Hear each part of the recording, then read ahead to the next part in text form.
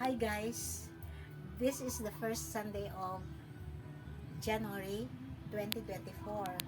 I hope na tayong lahat po ay nasa ating number one na goal sa ato ang life, to change for the better, na praise and worship ta diha sa ato dyan sa ating Panginoong Diyos. Okay?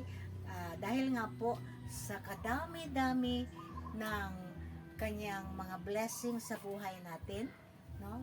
Kailangan ibalik natin sa kanya ang lahat-lahat ng pasasalamat. Kagaya nga po ng sabi ng 1 Thessalonians 5:18, in everything give thanks. So, sana naman po maging tuloy-tuloy ang ating pagsimba, pasalamat sa ating Panginoong Diyos. First and foremost, mag-start tayo ng first Sunday of the month, January 2024. So, God bless us and keep in tune with God and see you later. Wow.